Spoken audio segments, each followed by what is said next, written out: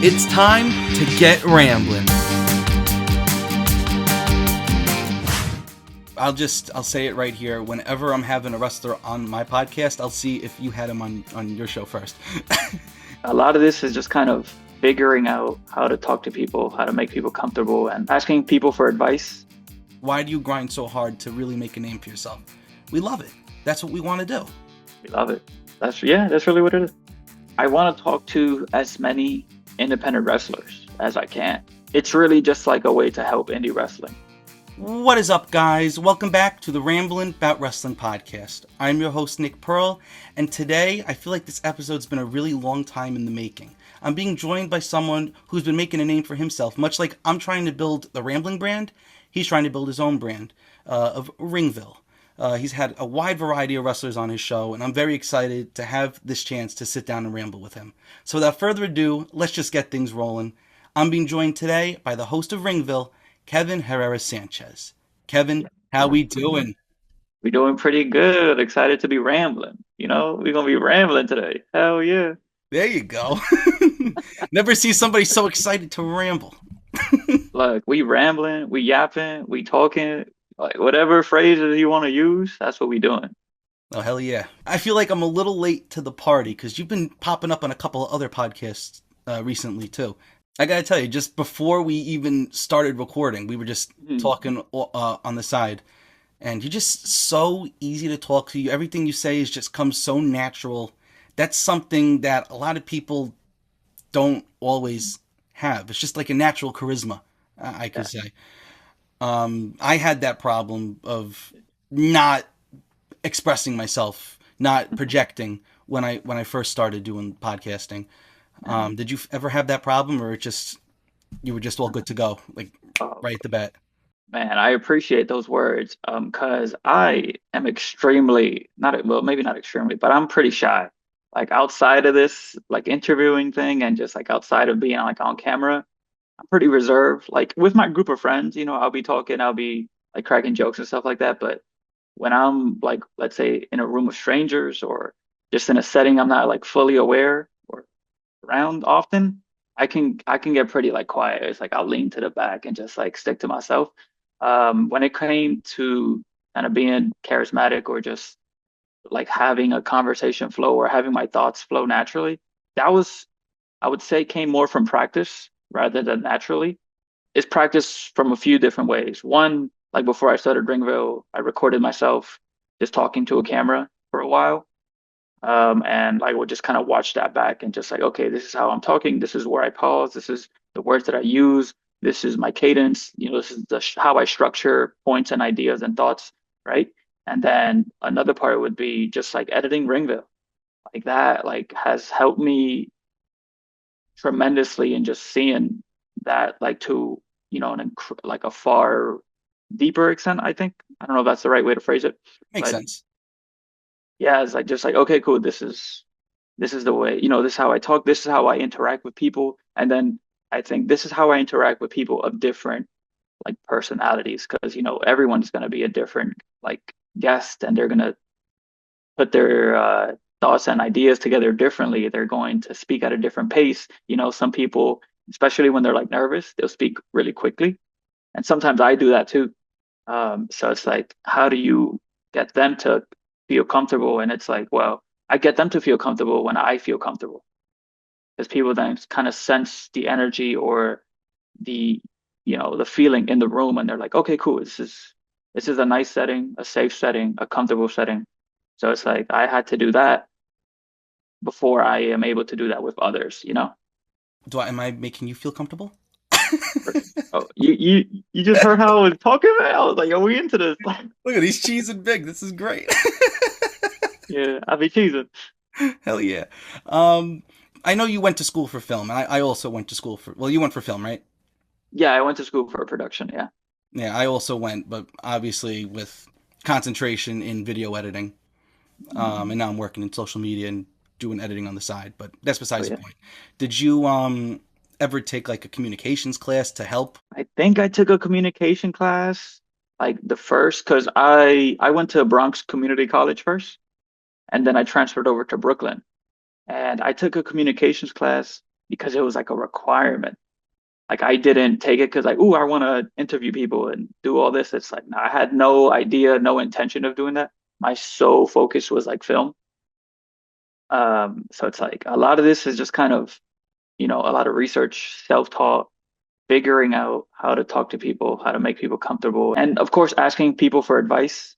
Like that's a big, like just asking people who I value their opinions and their thoughts, and just like, okay, hey, what do you think I'm doing that's working? What do you think I'm doing that's not working? Or it's like, what are some small things that I can change? Like that's really where a lot of like my experience come from, and like honestly, just like watching a bunch of interviewed people as well, like Chris Van Vliet, Denise Salcedo, like Sean Rossap from Fightful when he interviews people. I just try to break down how they go from one topic to another, how they make people laugh. Because I think when people laugh, it's just like they're at their like most comfortable. It's So I infectious. always try exactly, exactly. So I always try to make some people giggle or laugh, like even before the interview starts, to get kind of get that like comfort going. And yeah, it's like a lot of this has just kind of been I'm learning as I go. I am the same exact way. Like we were just talking off camera. I'm like the Zoom audios could be trash sometimes. How do I do this? How do I do this? Look, I wish I had the production quality that you have for Ringville with all your cameras, with your studio. Looking at it, I feel like you should like it looks like it's one of those hidden gems on YouTube, like one of those hidden channels where the quality is like just so good. Yeah, And I'm not just saying this because you're on. I genuinely believe this. I appreciate that. um, it's like I'm surprised that your following isn't as big as it can be, And I'm sure one day it's 100% going to get there once people really start to see how you roll. I appreciate that. I appreciate the kind words. But it's like, but there's as much as like there is like a nice like coat of paint there when it comes to like just the work that I do. I I am not the best sound person. Like I struggle with sound. Like in a lot of my interviews, sometimes like my mics like mess up. Now I feel like I've gotten better because I used to just use lav mics, but Hmm. now I'm using boom mics. It's The like for booms pick up a interviews. lot. Booms pick up everything though, so you gotta be careful. Yeah, but it's like I have also just like these what are they called? Like the sound like that goes on top of the it's like the sound protectors, whatever casing thing. So This it's thing, like, yeah, that foamy thing, yeah, you know? windbreaker, I think. Oh no, Yeah. this thing's a windbreaker. Whatever, you know what I mean? The foamy thing. I'm The I'm foamy not an thing. audio person when it comes to film, so I take gotta it. tell you, when I went to Five Towns College. I like to Hmm. tell people it's in Dix Hills. I like to tell people that it happened. It's a time in That's my funny. life I Yeah. learned. That's about it. Because when I was there, COVID happened. Mm. So I was in a Okay. lighting class. I was in an audio class. We only took one audio class in a 4 year course. A 4 year, you know what I mean? In four Yeah. years, it was one audio class, and it got cut short because we had COVID and we had to take it on Zoom. So how the hell are you supposed to learn microphones and audio on Zoom? Oh, we'll play Kahoot. Kahoot doesn't teach you anything. Yo, Like shout you out to can Kahoot. remember, Kahoot's great, but not when you're learning about audio and with lighting. Don't even get me started with lighting. I was never good. My professor, low key, she was not the best. I'm not gonna call her out, but everybody in the class had like a 60 average at one point. So take that as you Yeah. will. Mhm. Yeah. But So it's like, yeah, I'm just like now, like I think I've hit a nice, good stride when it comes to audio. But even just with the look, like I used to export a lot of my stuff and it would just be like flat, like it'll be gray. So it's like sometimes my color would be off, and it's like you can see that in a bunch of my videos where it's just like I wouldn't like export it with the LUT or mm, something, and I'd just be like, damn, it'd be like that. It is what it is. So I'm just kind of like picking up as I go, and it's like, yeah, it's like I am extremely like grateful for like the production that I am able to bring to it. Especially because like I like working in like film, I own a lot of this stuff, just because I've been doing production for like 9 years now. It's like it's been like very I've been very fortunate that it's just like it's been enough to where it's like I can pay the bills, I can buy like some certain equipment and just like kind of make Ringville on the side like look the best that I can. Um, but yeah, man, it's like Ringville started close to we're coming up on like 2024. So we're coming up on 2 years, and it's like I don't expect it to like fully like take off in this like time period, or I don't have like a certain time period where it's like, oh, I want to, it's like I expect to be here. I very much like to just hope that like, okay, people are watching, people are liking the content and everything that I'm doing, right? But it's like I right now I'm just kind of focused on building a foundation of an audience to where it's like they understand my content, they understand what I'm doing, they understand my interview style, and then they kind of understand like just the identity. Definitely. And I love your style. And I'll say it right here. Whenever I'm having a wrestler on my podcast, I'll see if you had him on your show first. All right. So I Well, always double check yours. You're like the first go to. So appreciate you're that. definitely doing something right, and I'm glad that Thank you you. are able to put your content out there the way you do. So it's great. It really is, and it's always good to have different alternatives to listen to watch to watch. Hell yeah.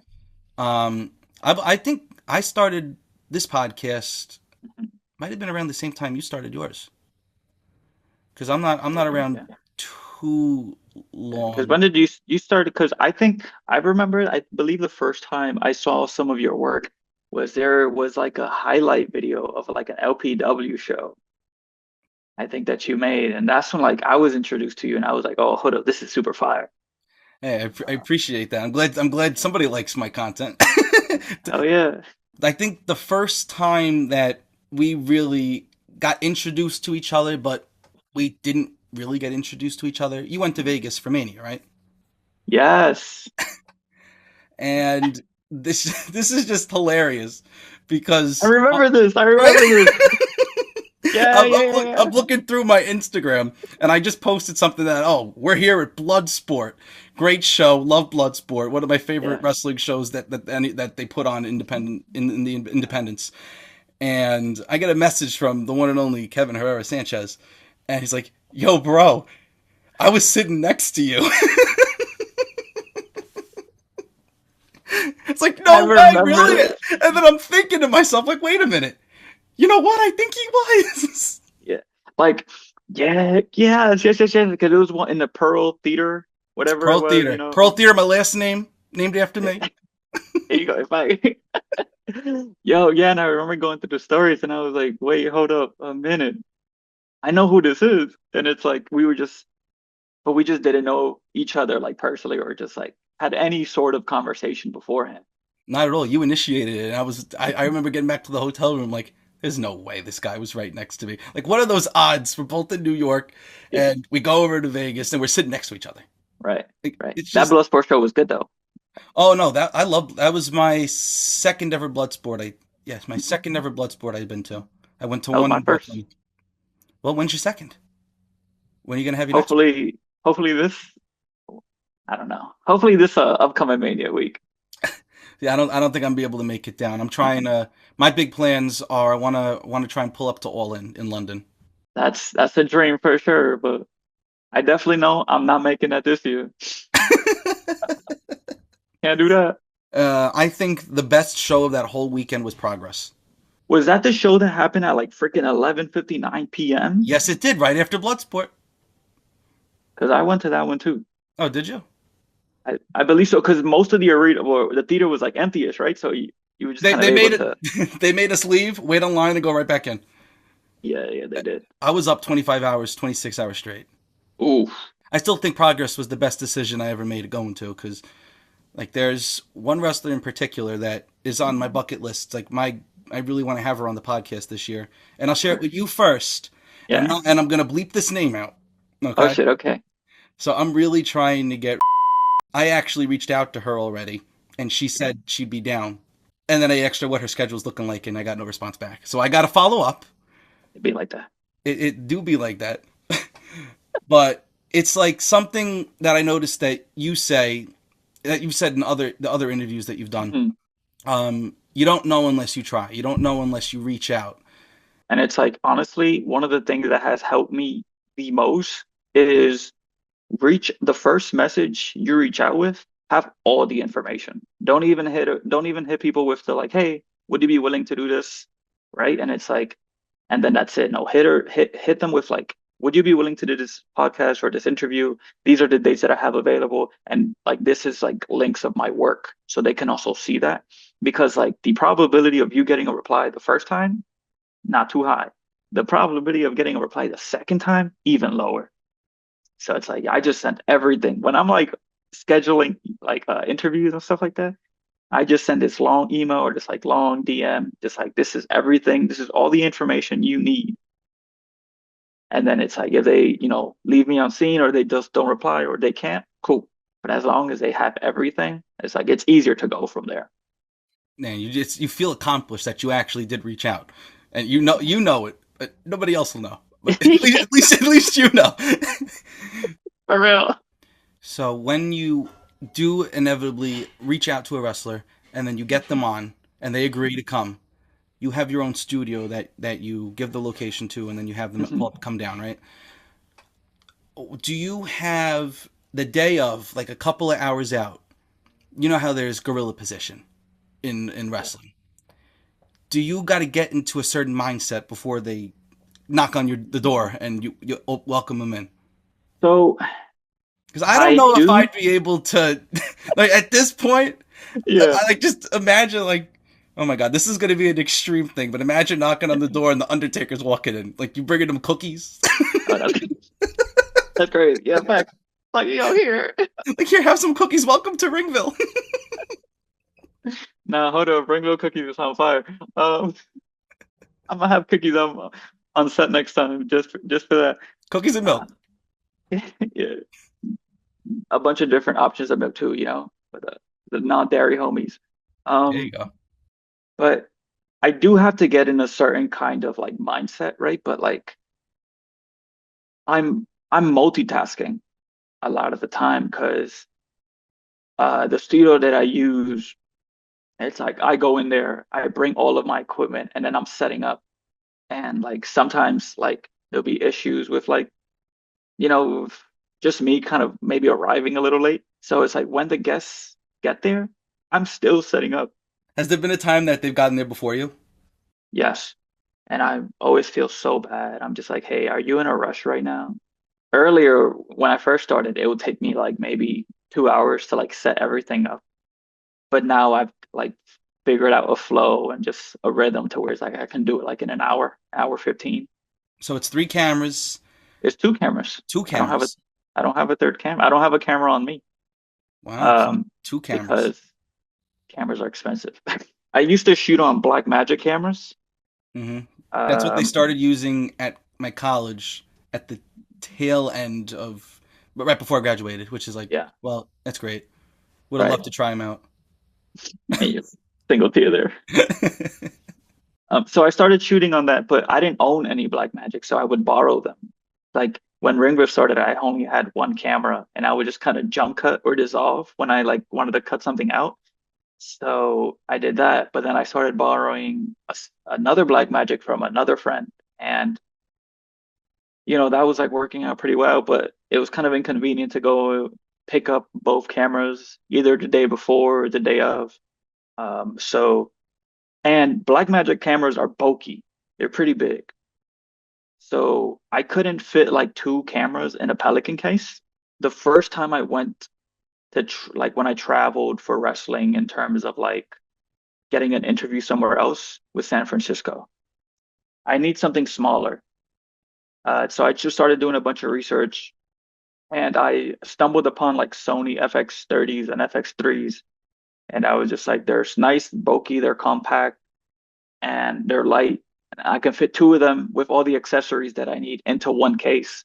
Here, look, I have one of them just ready. Like, look look how small this is. And it's like I'm using the other one right now as my webcam. That's why you're so So clear. yeah, exactly. I think I got to And upgrade.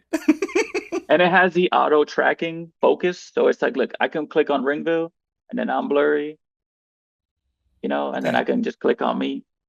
So it works out. It works out. But yeah, so I got this. And then like all the lighting stuff I just like owned from like earlier in my film career. So I was just like, I can do this. I can do this. I got a really cheap lighting kit because I needed something. I was trying to film deck hockey, and we were doing like promotional for photo. We're gonna do Photoshop like edits of the kids. Yeah. So I was like, oh, you know what? I'm gonna buy this green screen. I'm gonna buy these lights. I'm gonna buy this. First of all, it took me forever to figure out how to set these lights up because lighting class took place during COVID, Oof. so you couldn't set lights up. Mhm. So I had to figure all that out, and we tested it out once, and they didn't even fit in. We were in like this tiny building. The kit didn't even fit in there. We couldn't set the whole thing up. So we just kind of, all right, well, we tried it. So now I have this lighting kit I haven't used. What are they, panels or Just the regular setup, like it's like a tripod kind of situation. I'm blanking on the brand. It'll come back to me. But newer? yes, thank you, thank you. Yeah. I I've used some newer lights for sure when I was like first starting, or even now where it's like I'm a production that I don't need nothing super crazy, right? I'm just like, let me get these newer lights. Da da da. Just shine. See, they're smart with the branding. They're newer lights and they're new. Exactly, exactly. Oh God. So you got Ringville started 2 years ago. About where do you see it going in the future? Oh man, I want to talk to as many independent wrestlers as I can. And like I am very much based in New York. I'm from New York. I was gonna claim, the Bronx, New York, right? But it's like I also want to talk to wrestlers that are not from New York because I think it's a very different perspective and a different way of coming up, because like every indie scene is different. And just hearing people's stories and like hearing that. So it's like I want to be able to go to every single state, every single quote unquote territory and just like talk to them. I eventually want to do Ringville live, like do some live shows, do shows in a ring. That's going to be money if you could pull that one off. Yeah, so it's like it's like I'm just kind of building towards everything. I never expect Ringville to be like my main source of like income or it's like my main like line of work. Like I want it to be a big part of it, but not like the main thing I do. So it's like I genuinely do Ringville because I love it. And it's like, yo, I'd be so giddy the night before. I'm just like, oh, I'm doing interviews today. Hell yeah. Or it's like even after I like wrap for the day, like how many interviews I have that day, I'm like, oh yeah, I killed those, or those went great. And then I get to editing, and I'm just like, yikes. You know what it is? You don't like the sound of your own voice. That's what it is. It's like a proven thing. It's that for sure, but it's also just editing. It's really just editing. I just dislike it. I'll spend, and it doesn't even, it does take me a long time to edit something, but I can do it quicker if I like really like, sit down, lock in. But I like to find my little excuses. I'm like, oh, actually, let me go work on this. Let me go work on that. And oftentimes I'm also just, I have like work outside of like, that I'm like prepping for. So I'm just like, okay, let me take a little break from this and just do other stuff. My day will sometimes be work 9 to 5, get home, and then edit till midnight, 1 o'clock. It's like no free time for you. But it's what we Not at love. all. This is what we got to do to get things done. And it's just the people aren't gonna understand it unless they're in our shoes. Like Yeah, they're for gonna say, sure. why do you grind so hard to get this show more eyes? Why do you grind so hard to really make a name for yourself? We love it. That's what we want to do. We love it. That's really what it is. It's like when wrestlers talk about like driving for like 3 to 4 hours, right? For like a booking that they're getting paid probably like $20, $40 for. And then they have to instantly use that on the gas for the way back. Like, what are you doing? You love it. Nothing else can describe it. I can't believe you don't like editing. I think when I'm finishing, when do you get like that sense of euphoria when you finish editing an episode? You're like, damn, that was really good. Yeah, yeah, I That's the do. best. Yeah. And then it instantly goes away because I'm just like, well, I have to start the next one. Eventually, I'm hoping Ringville grows to a point where it's like I can have a team with me. It's like I have somebody who is, editing, somebody who's maybe helping me set up, somebody who's, it's like doing parts that maybe I don't want to, but that's down the line. You gotta show everybody how it's done first. You know, And also know how to do maybe not everything, but a lot of it, so I can then also know how to talk to people who are doing Mhm. it. Because getting your ideas across to other people is tough. But it's like, not everybody thinks the way you do.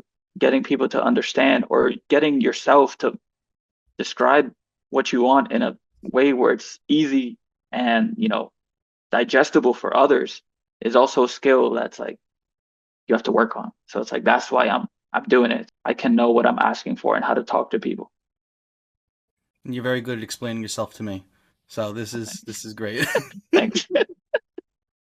Your big thing is, especially when it comes to shorts, but not just the shorts, also in a podcast episode, um, it's telling a story throughout a certain period of time. And I feel like if you're not asking the right questions, you're not going to understand what the wrestler is all about or whoever you're interviewing, whether it's Kevin Herrera Sanchez or it's anybody else. You got to ask the right questions. So how do you come up with the questions to move your script along for how Hmm. you want the show to sound? I go based off maybe a selfish approach. Like I ask things that I am interested in because I think that's one of the most genuine ways to grab people's interest. If you yourself are interested, I think that's one of those things that, especially talking to like indie wrestlers who are just starting, it's at times tough to like find certain things to talk about without making it seem repetitive from other episodes.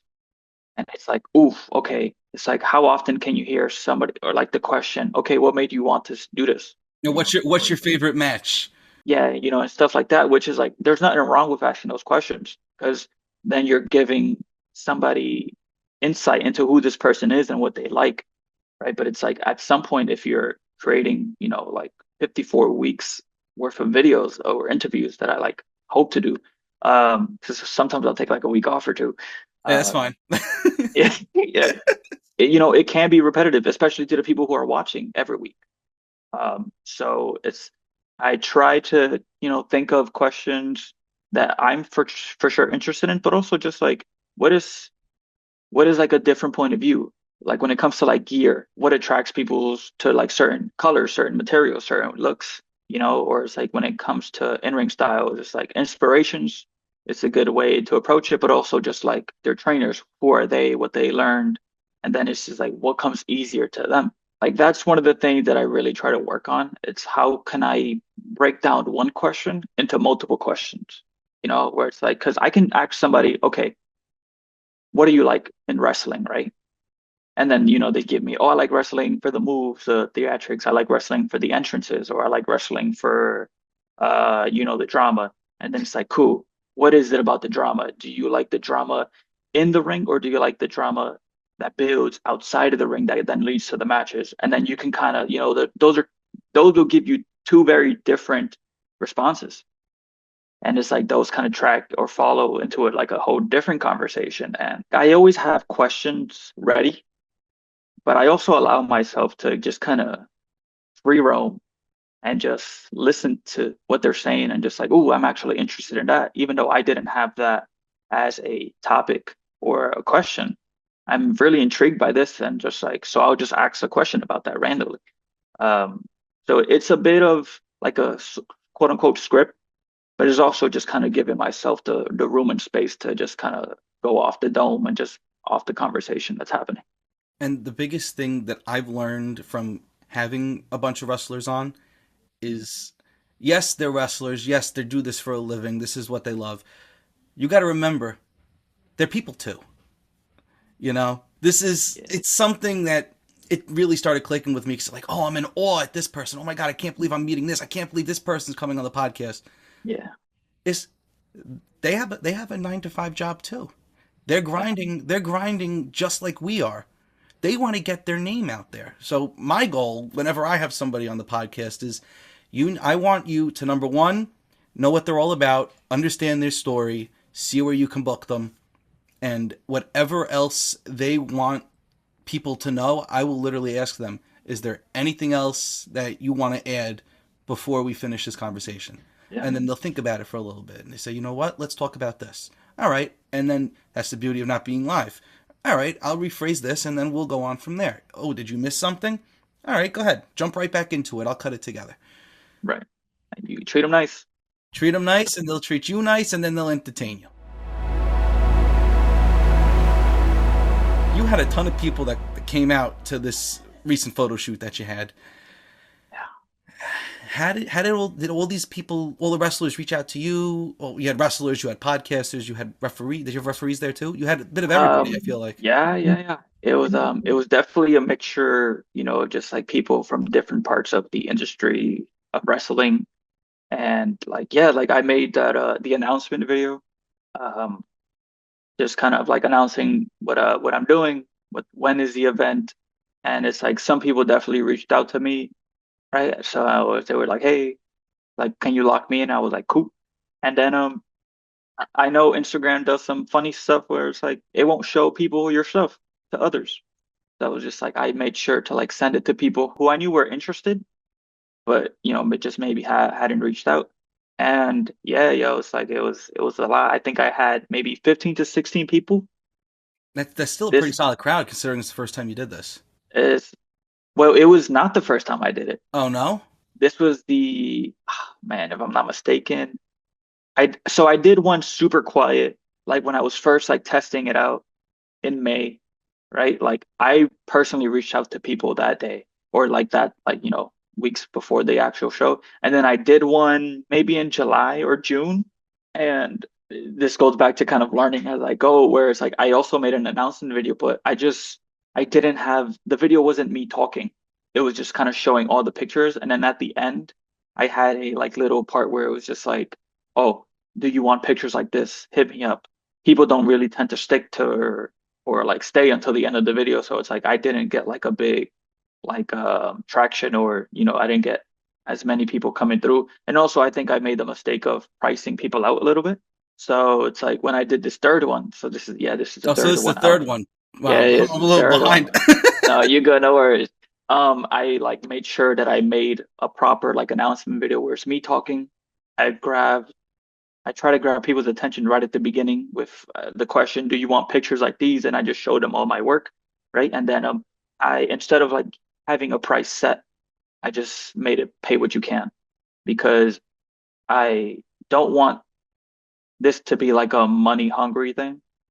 It's really me one kind of selfishly building a portfolio, and two just like giving people in independent wrestling uh like a great looking picture to where it's like they can use for bookings, they can use for printouts, they can use for merch, they can use for anything. It's really just like a way to help indie wrestling. So this is a very personal question. What was your favorite picture that you took out of this last photo shoot?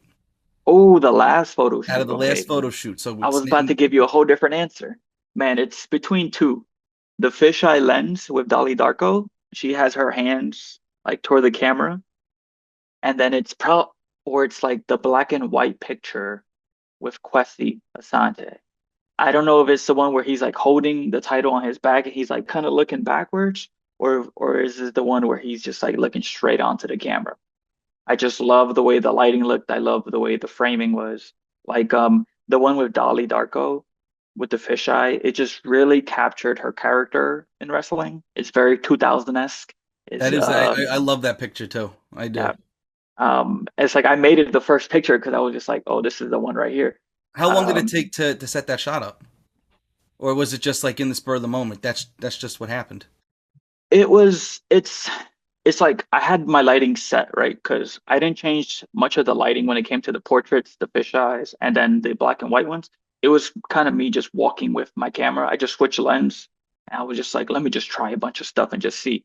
And just from looking from examples of like people's work with other fisheye lenses, I was just looking that it's like when people put something really close to the lens, it like morphs it a little bit, so it just makes it look super cool.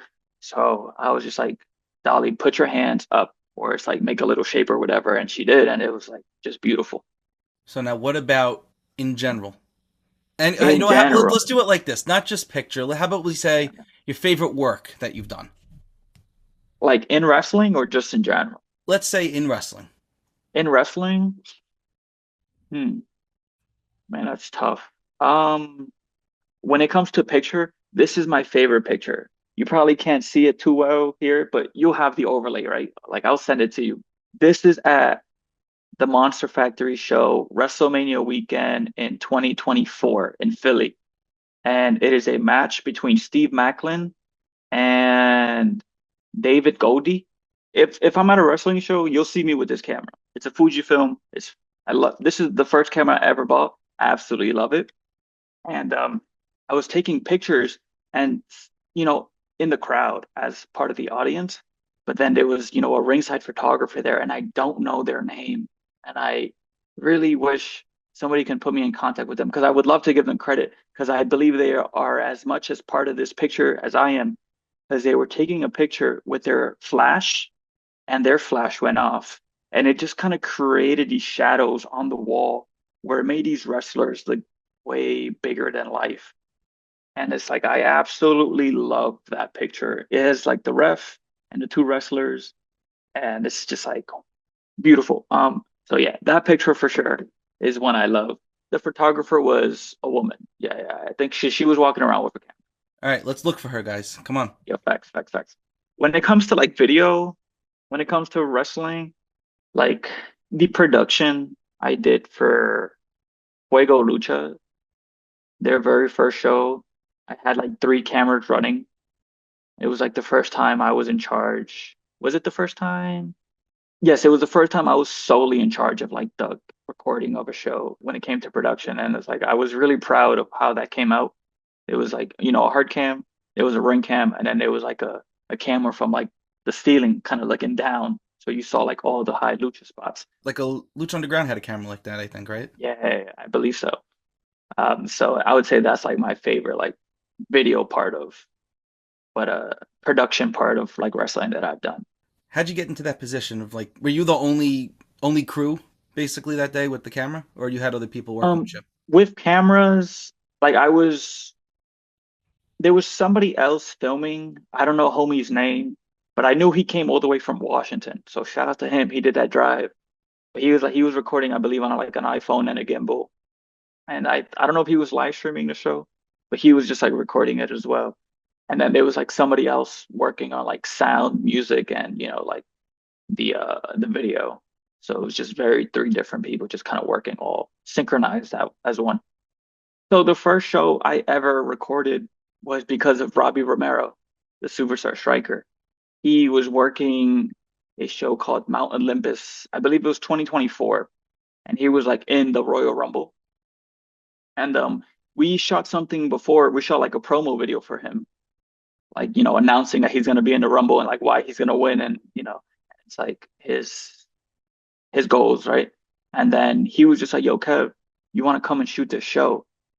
So we drove up or down to like I forgot what part of New Jersey, but it was deep, like 2 hours. And it's like the first show I ever shot was at Mount Olympus 2024 for Titan Championship Wrestling. And I made just like a highlight video that was like 15, 16 minutes long. And what a show to start with because, dog, shooting a Rumble, crazy. And it's when I was still shooting with my Black Magic or the Black Magic I borrowed. So that camera was heavy. That's really one of the reasons why I decided to go switch over to a lighter camera. But yeah, it's like so from there, like I just kept like reaching out to companies like, hey, look, I'm available to shoot your shows if you're interested. Like I can do this. I can either shoot it and edit it, or I can just shoot it and then give you all the footage. But of course, companies like it when you also edit their show. So I was like, that's fair. But then it's like, I don't like to edit. So so it's like maybe down the line I would want to like continue like running the production of shows, but I don't know if I would love to be on camera and like editing it, but it's like I would love to like live produce a show because I have experience live producing in terms of like directing, assistant directing, and like switching between cameras. I did a lot of work for like my school because they had like a TV studio. We would run live productions all the time. I and it got to the point where for my graduation, instead of walking, they just hired me to work on it. That is crazy. So you so you never walked at your graduation? Nah, because even at, and because I was at Bronx Community College when they Uh-huh. hired me, and then in Brooklyn when I graduated, it was COVID, Uh, so I just didn't walk for either of my graduations. One was by choice. Yeah, it got to the point where it's like my professors, they were hiring me for like outside work. well, that's how you know you're a good student. You know you know what you're doing. Yeah, exactly. So I was just like, oh, shout out to them. So it's like, yeah, I have like this work or just this amount of experience when it comes to like live production, where it's like I would love to, queue up music, tell graphics to get the, certain graphics ready and just switch cameras and, just like direct the actual live productions and tell my camera people, hey, get this shot, da da da. For now, it was really just like kind of ringside camera at a show. Hey, it's stressful, but not as much as directing. I did that one time. I'll not as many times as I'll knock my college. Mhm. There was one time where I forget what class TV. It might have actually I don't know. I think it was TV production workshop. We were required to go to 3 events and work the events, and they were doing a basketball game for the college team. They weren't very good, Mhm. but they were having a game, Yeah. and they put me in the directing room. So I was in front of the whole. Was it a roadcaster? I forget what The switcher, the switcher, the whatever. monitors. I was in front of everything, and I don't watch basketball, so I don't. I'm not. I watch wrestling. That's about the Yeah. extent of sports that I watch. So I don't know how I ended up in this chair, but all right, now I'm directing the game. Like, oh, they got the big jib. All right, let's switch to jib. Let's switch to camera 2. Let's switch to camera 3, and it was a lot of fun. Let's cue this graphic, but the graphic people didn't know what they were doing. It's a college production, so it's fine. Yeah. But Yeah. still, I 100% get where you're coming from a production standpoint Yeah. with all of that. So, and it was a lot. I did enjoy directing. I mean, they say the best directors are also the best editors because they know exactly what they're looking for. Right. So Exactly. you're a good editor. You just hate it. Facts. Thank you, though. I appreciate that, but I do just dislike editing with a passion.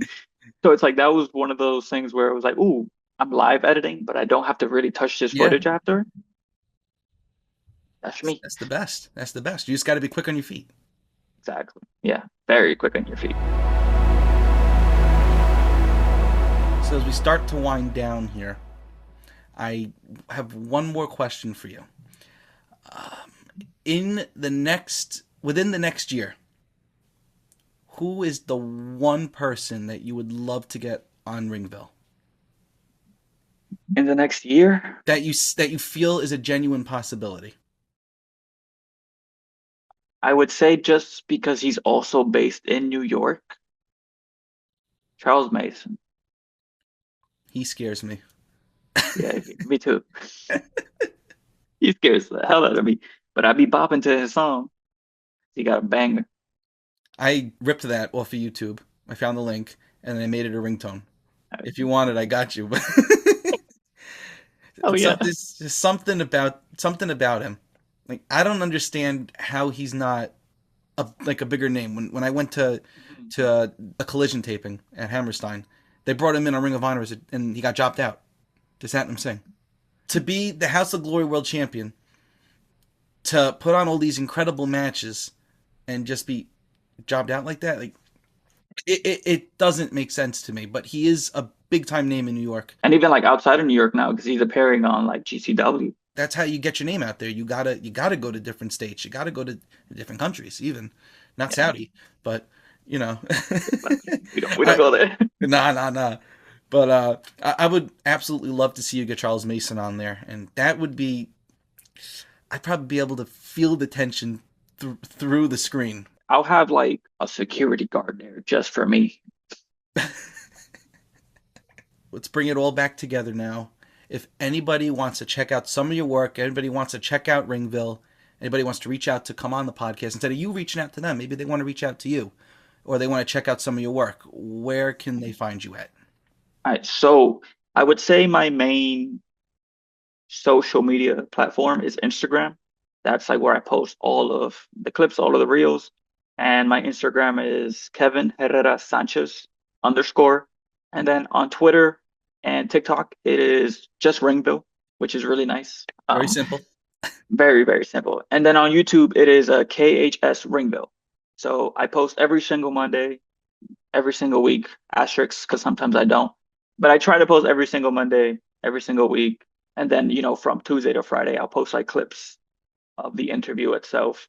If you want to reach out to me, either wrestler, referee, production homie, or announcer, because I legitimately try to talk to every single aspect of independent wrestling.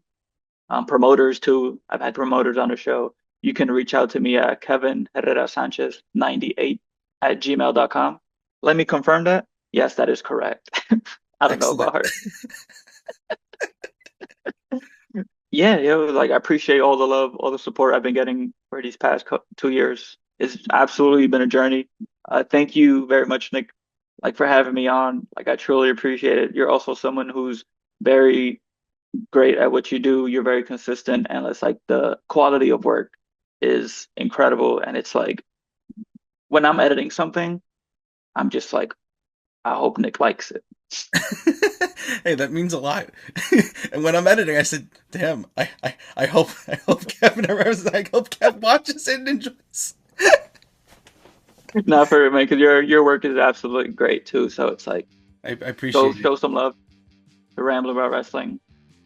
Nick Pearl, thank you very much.